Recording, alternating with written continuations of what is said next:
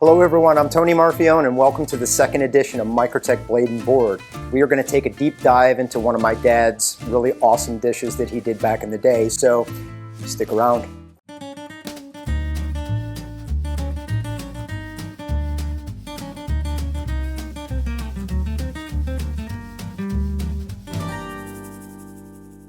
Just a little bit of history on my father's side of things is my father was born in Gaeta, Italy, back in the 20s. His mother, Marianne, and his father, Cosmo. I've never met either one of them because, of course, that was way before my time. But, you know, my dad, I believe, immigrated over to the United States maybe in his late 20s, along with his twin brother, Cosmo.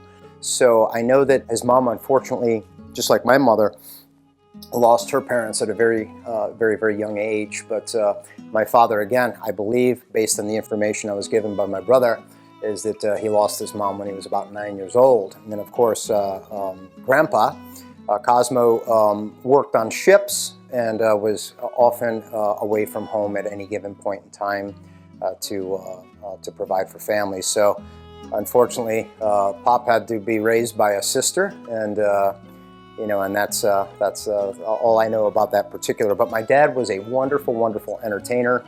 That I do know for what little time he stuck around. You know, he came from Italy to the United States. I believe, I'm not 100% sure on how he earned his citizenship, but I know that he did spend some time working on a military base in Naples as a mechanic. That's one of his fortes that he did, is he was a master mechanic, amongst other things that he did. But it's neat, but he did enjoy cooking and entertaining. He was a great musician, spoke multiple languages, which I wish he would have taught us as kids, but a very, very neat individual nonetheless. I didn't get an opportunity really to spend a lot of time with my father because he had, I don't know, I think he went out for cappuccino one time and just never came back, but that's a whole nother story, and that's actually factual. But nevertheless, you know, I was born in Newport Richey, Florida, and I could tell you a little bit about some of the stories. You know, some are happy, some are not so happy. But at the end of the day, I do remember this specific dish. You know, this one we're going to go ahead and make this particular base today with fresh live Maine lobster that we had brought in. We're really excited about that. My dad could make this dish out of anything that came out of the ocean, specifically, you know, shellfish. So I remember specifically as a kid going down to the boondocks, and he would get buckets, 5-gallon buckets filled with blue crab.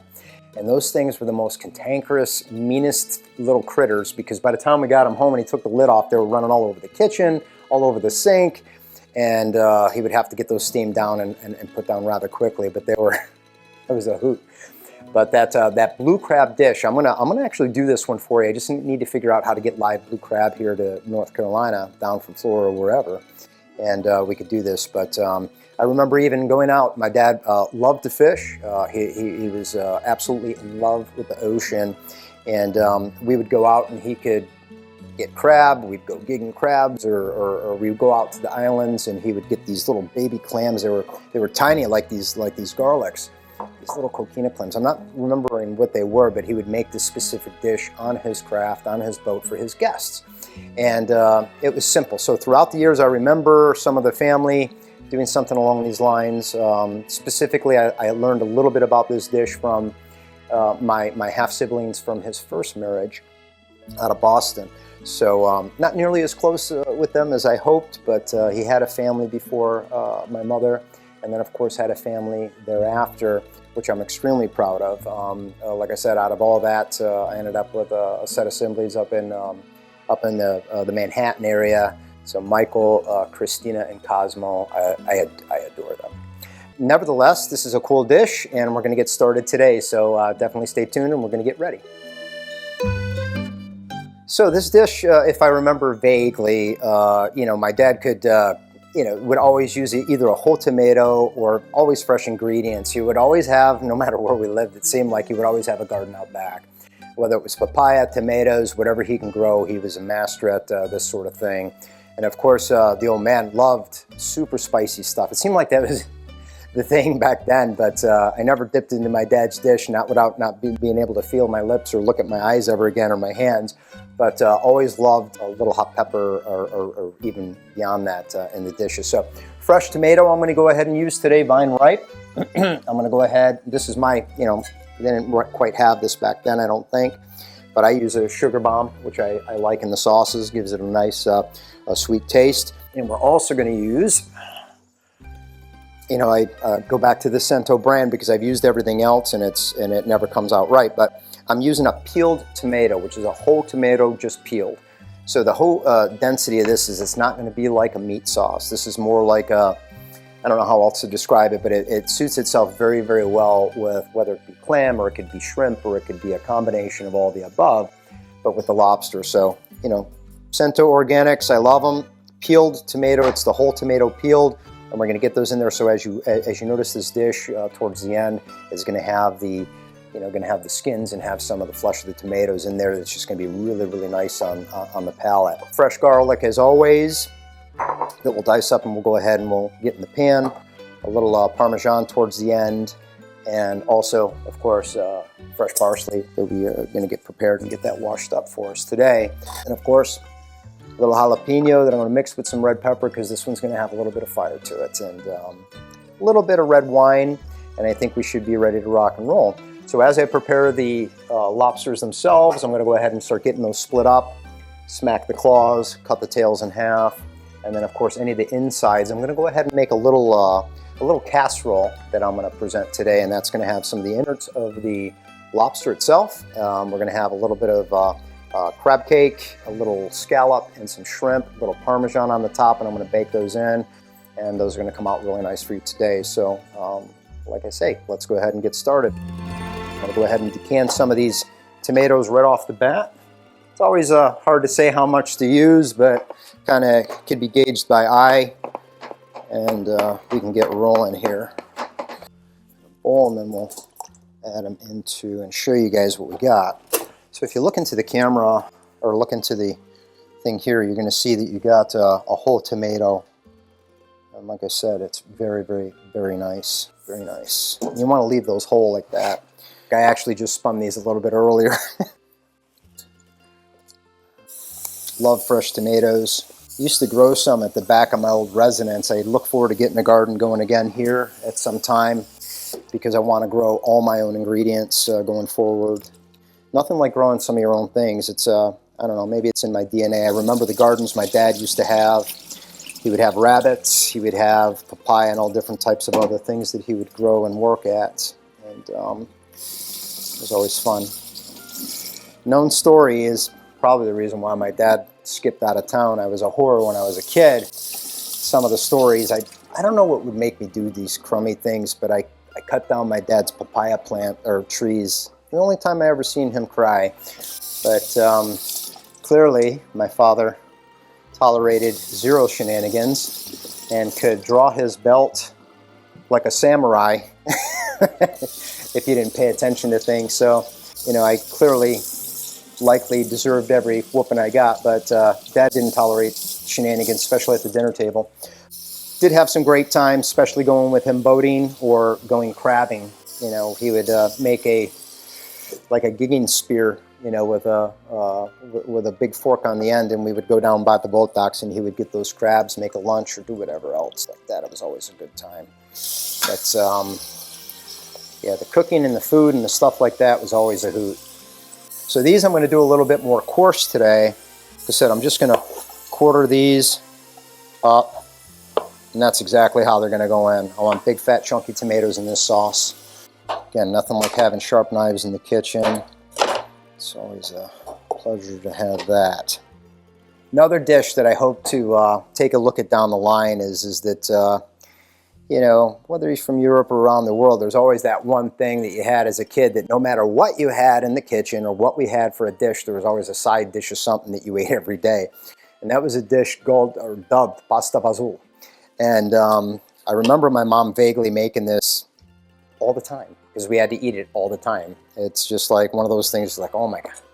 It just got old. It didn't matter if we were grilling steaks or doing whatever. If the old man, he never really was into a whole lot of meats. He was a fish eater for sure, wasn't opposed to a good steak, but you know, no wonder he lived to be 101, 102 before he passed. I think it was his diet, you know, as always would be eating fish eyeballs and shit like that. But nevertheless, but pasta fazool, I got to find this recipe. I'm sure I'm going to be able to resurrect this. I wish I would have learned this dish. I know that my mom, after he left, my mother probably never made it again.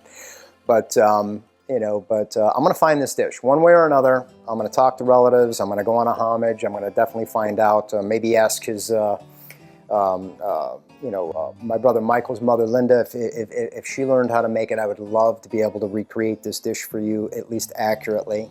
There's so many different recipes for the pasta fazool, but I want to do the one that my father did. So I'm going to go on homage to find that one for sure. I've experimented with this dish over the years.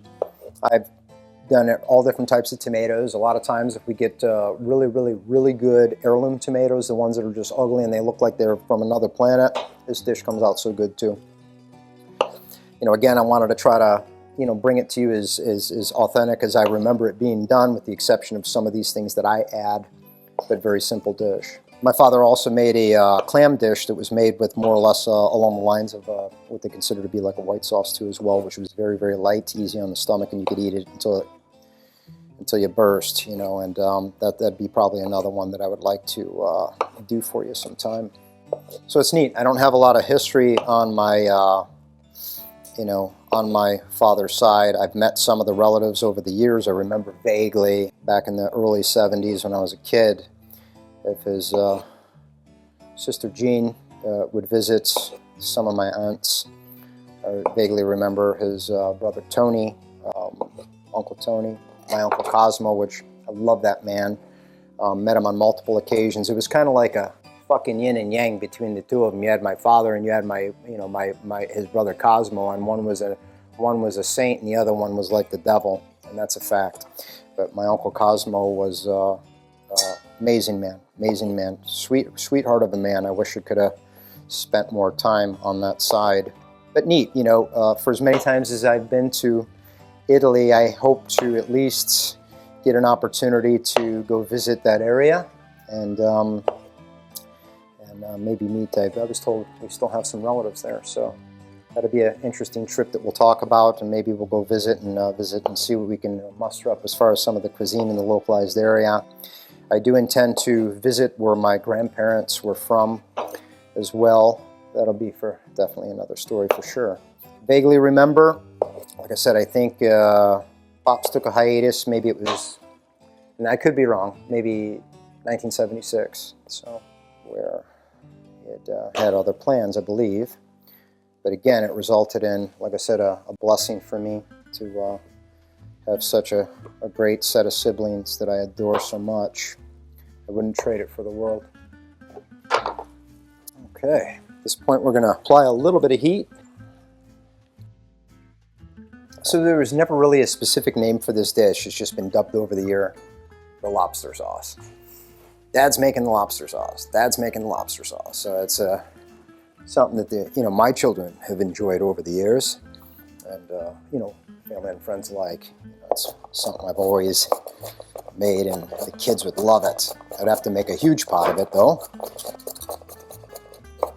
And it's hard because around here, I don't understand why. None of the stores have a lobster pot. So, we would just order these in and they would fly them in overnight. It's great. We've used a couple different places to do it over the years, and it's actually quite a bit more effective. So if you're, if you like the lobster and stuff like that, the stores, they get them in, sometimes they're okay, sometimes they're not, and they're exorbitantly expensive. But look online.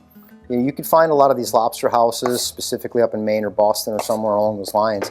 You'd be absolutely surprised how inexpensive it is to get live lobster or any of that sort of stuff, fish or anything, crab, whichever.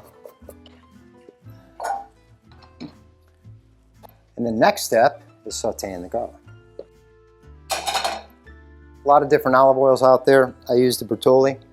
There's a couple different ones. Very, very good. It's light on the taste, light on the palate, and works very, very good in the kitchen. And here in a few moments, we're going to go ahead and make the jalapeno crushed red pepper mix that I'll use to fire the sauce over the course of its life.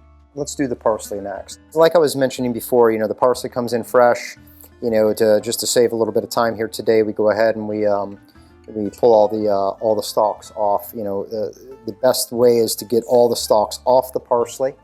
The stalks make the dish bitter, so we're going to go ahead and then also hygiene with this, making sure that you rinse it extremely thoroughly. You could use cold water, lukewarm, but never hot. And we'll go ahead and we'll get this going here. And it's like one of those things. If you're in the kitchen cooking and you got to walk away or you got to do whatever, that's most of the times I've made mistakes on a dish when it burned, especially with garlics and sauteing and stuff like that. The oil can get hot rather quick.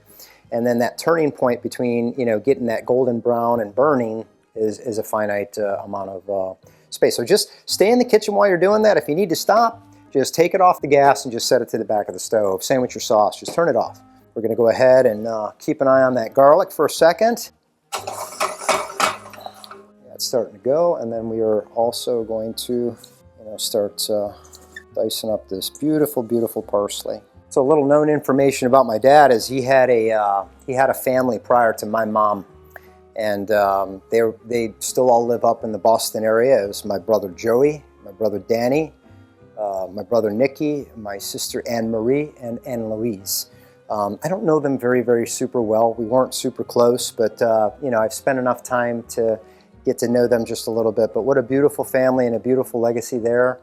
Amongst them, they have kids, grandkids, and everything else along those lines. And occasionally talk to a few of them from time to time. So, shit happens just like anything else. My father met my mother very young in Rochester, New York. And, so they were definitely upside down and as far as age is concerned. So I think if I do the math correctly, I think my dad was in his mid-40s when he had me, and I was born in 1970, 4th of July. And I have a sister, which we don't speak about, but she's a real pain in the ass. But she was born, I think, in 68. So her name is also Marianne. Italians do talk with their hands. I will say that. They have signs in Italy where they show what the hand signs mean and stuff like that. It's an actual fact. So, I wish I spoke more Italian. I am going to learn. That's my objective, is to learn my native tongue. I do speak a little Japanese, and I do speak a bunch of weird English that nobody understands. But nevertheless, I am going to learn because I just really want to. It's a beautiful language amongst others that I've heard. So we're going to start off by learning all the curse words first.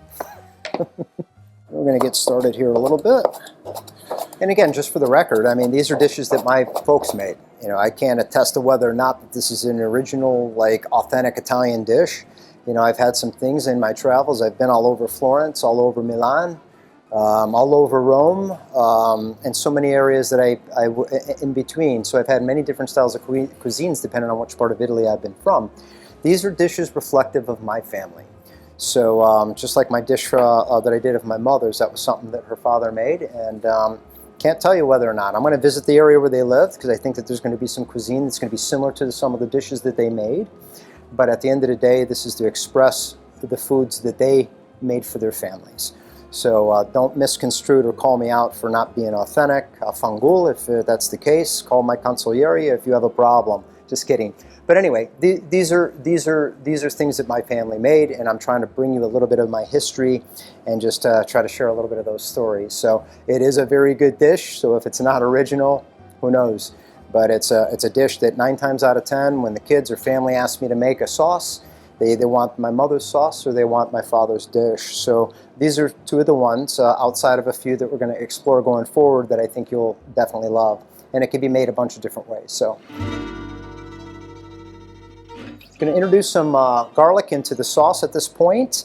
And we're going to go ahead and cut the jalapeno and make my mix with the red pepper to be able to add some fire.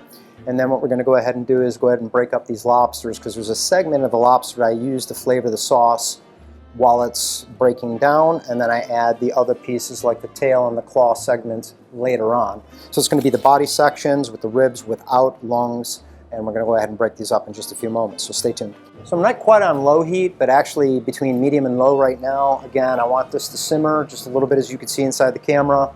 without it getting too hot until we could add some of the other ingredients to cook it down. So I'm going to go ahead and get this bad boy sliced up.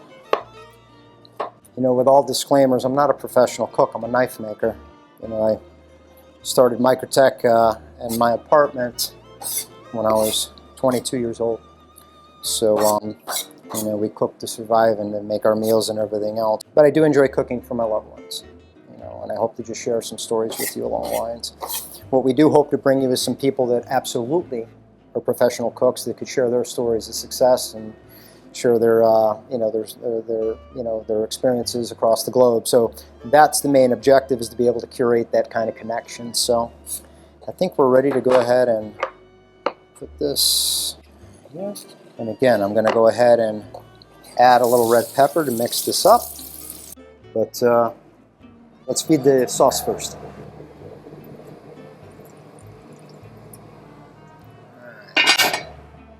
Cheers. Chin bun. Oh. All right, guys, it's time. You guys are stars. Star of the show. Mo, Larry, and Curly, if you know what that is, young boys and girls. I'm going to use this knife. I'm going to go just along the back of the tail, just on two sides, just a little bit on each side. A little bit, and I'm going to break it like, oh, I got females. I got roe. Lucky day today. Lucky day today. That's a beautiful thing. That's a beautiful thing. If we could preserve that roe, it really, really helps out in a huge, huge way. I'm going to go ahead and get that here in a second. Go ahead and put those here. I'll crack the heads. I'm going to pull that out of the tail as well. Oh yeah, there we go. Nice. So the head sections, I only use a section of the body to flavor the sauce. Some of the green section is going to go here to make my mix. This little casserole dish that I do, sometimes if I get bigger lobsters, I'll actually use the shell cap itself, the head, and stuff those and serve them inside the actual shell itself, which is very, very nice. But I figured I'd do them in the small dishes today. These are 1.5 pound lobsters is what I chose for the dish. I don't go too big typically. Not necessary to, but it's nice to have this size is ideal between the claw and the tail sections themselves. Cutting that snout off. I don't like to put those inside my sauce. So it's that section just right above, right here, right above the tentacles here, the 4 tentacles in the front. I'm going to cut that section right off. Done. And then what I'll do is I'll lay this boy out like this, come across very carefully, and just split it right in half like so. Okay? So we're going to go ahead and rinse those off. It's in cold water. Making sure that there's no barnacles or anything on the parts themselves. Sometimes you get a barnacle, you just got to be sure to just make sure that there's nothing stuck to the lobster that could detach and go inside your dish. Typically hygiene like anything else. My cutting boards and my knives, if I'm cutting like some simple vegetables or something simple along those lines, I'll give them a very, very good rinse and a pat down dry.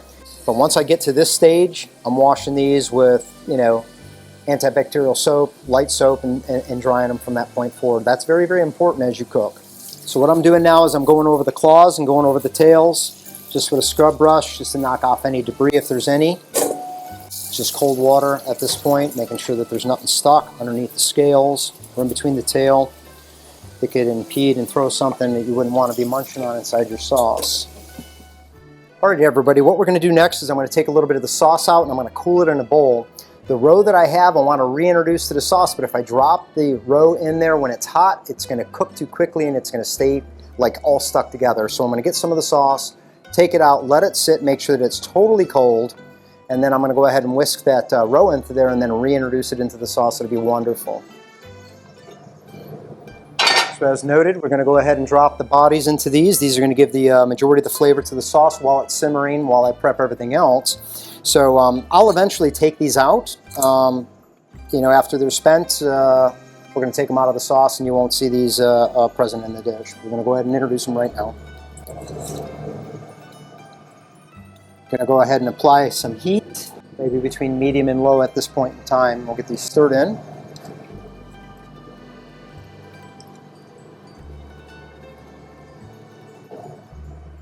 And these dishes, just like any other sauces, you could eat them ready to eat today, but I'm going to tell you right now that within the 24-hour period, you can go 24 hours as long as you don't heat the whole pot. You could take out what you want, eat it, and then freeze the rest, but it's going to simmer and it's going to kind of ferment itself over the course of the evening, and it's going to, all the flavors are going to really come out that second day.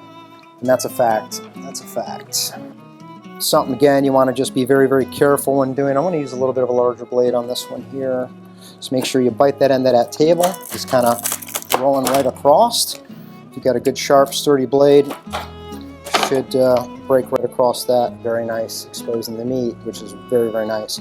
I'll give these a light rinse just to make sure there's no shell particulate on the pieces, but we'll add the tails later on, also with the claws, because we don't want to overcook those for real.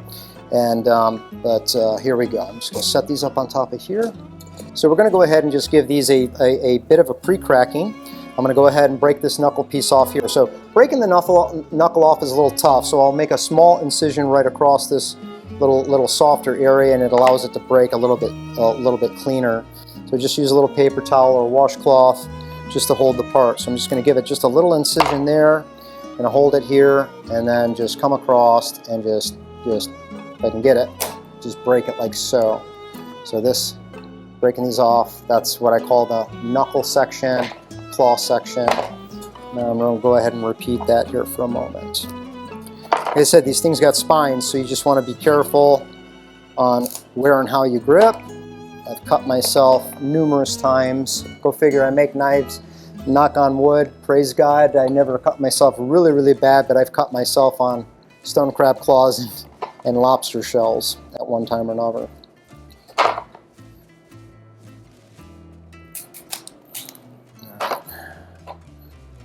I mean, this is like anything else. You don't want to kind of overdo it, but keeping debris from going all over your kitchen. I'm going to go ahead and just give that a quick covering. I'm going to know where my fingers are at all times, and I'm going to come over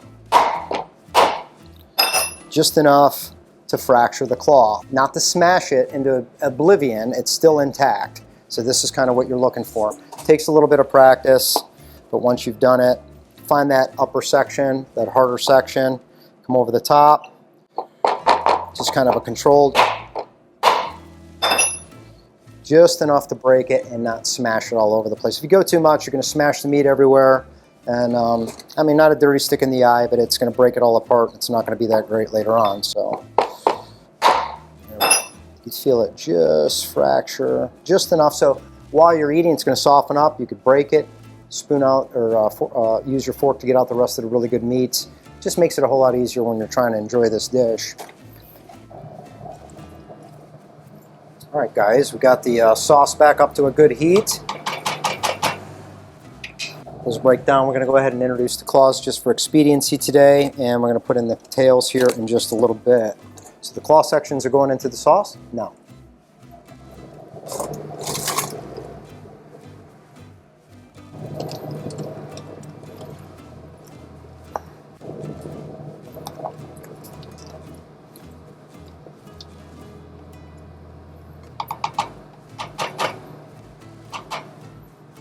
It's smelling beautiful. It's smelling beautiful. I'm going to go ahead and cover that up for a little bit. Right now we're going to go ahead and prep the casserole that I'm going to make inside these small little dishes. And just for expediency, you know, I'm using like a little over a third of a pound of scallop. I'm going to do some shrimp and a premium crab cake that's made by Publix. They do a very, very good one. It saves me a ton of time in the kitchen. I can make my own, but today I'm not. So I'm going to go ahead and get that ready, and I'm going to go ahead and get this ready in a bowl. Come on. Wonderful, wonderful, wonderful. The lobster gavottes that I had before, I'm going to go ahead and introduce that amongst these here as well. Has a little bit of roe in it, so I'm going to go ahead and put that in with my mix. I'm going to set that off to the side. We're going to go ahead and prep scallops.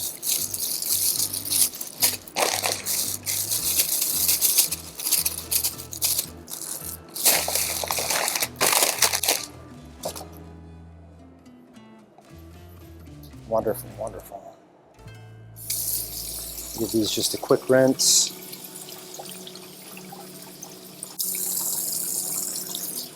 I'm going to use a small paring for this one here. What I'm going to do is I'm going to go ahead and get these shrimps out of their shell and devein them. Perfect. I could use a 6-inch utility for this with no issues.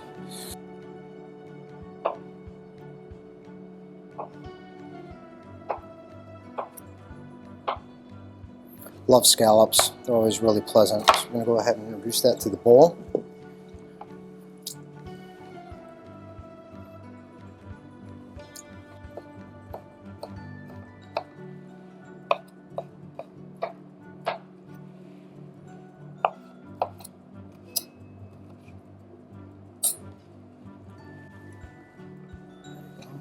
Hopefully that's enough to fill 3 of these containers. We'll see. A little bit of ground Parmesan. I'm just going to sprinkle that in there just a little bit. This is fresh from the block. And we're going to introduce some breadcrumb. I mean, you could make your own or do whatever, but I use the Progresso Italian breadcrumbs. They're Italian style. And again, I'm just sprinkling this on just a little bit, just to kind of make that mix here, just like as you see right here. Okay.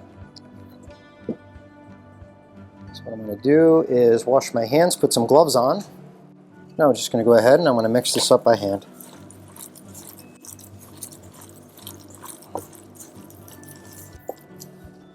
There she is.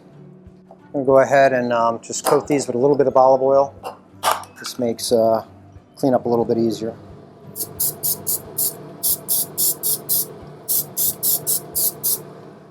Okay, here we go. A little bit of Parmesan on the top.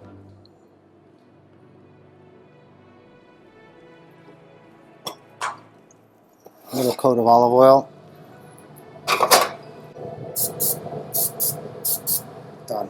Ready to bake. I'm going to go ahead and introduce the lobster tails into the sauce at this point. Oh yeah.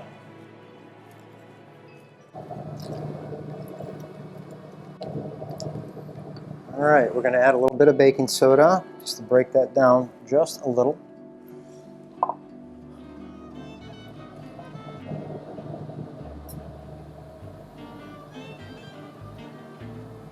A little.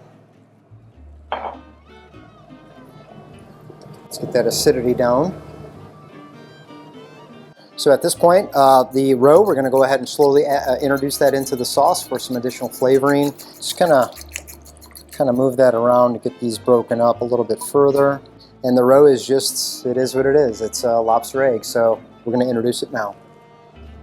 And as you can see, the eggs are green, but the minute that they warm up, they turn up to a ruby red, and you'll hardly even see them in the sauce. But it's definitely going to give a little additional flavor.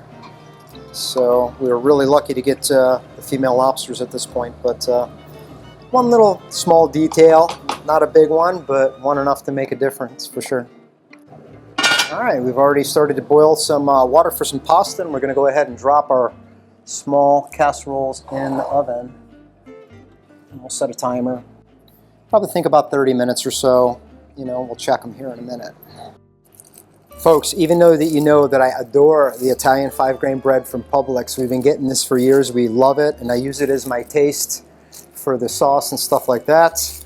A very good friend of mine and one of our teammates, Wayne Hammer at Microtech that runs our coating department, his wife makes the most unbelievable breads and things and cookies and you name it for us. Just beautiful, beautiful sourdough bread, which is one of my favorites. I just thought I would show that to you today because it's definitely some segment that we want to talk about down the line. I know nothing about baking, but we definitely want to talk about breads and different things that we can bake down the line, but I thought I would share this with you today. It's beautiful and it's just heartwarming to me.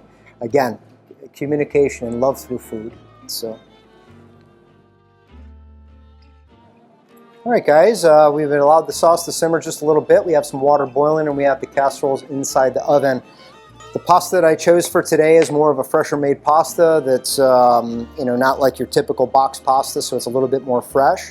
It is a fettuccine, and it'll only take about 2 minutes to boil down and to tender, and we'll go from there. So we're going to do that last. Check these out, guys. Hotter than... Yeah, I'm gonna let those sit for just a moment. It's hot.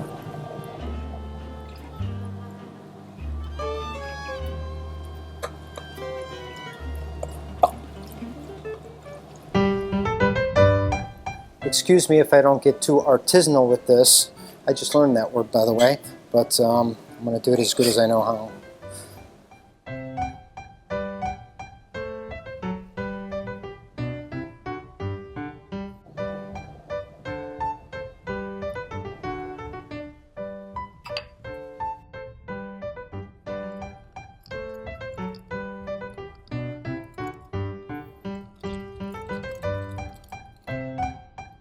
Like I said, buon appetito, my father's dish. So everyone, thank you very much for tuning in. We hope everybody's enjoyed this second edition of the Microtech Blade and Board. We hope you stay tuned in. You'd definitely like, share, and subscribe if you like our stuff. We'd love to hear about your comments, and we'd love to engage in you. For everybody out there, bon appetit, God bless you all, and we'll see you soon. Thank you.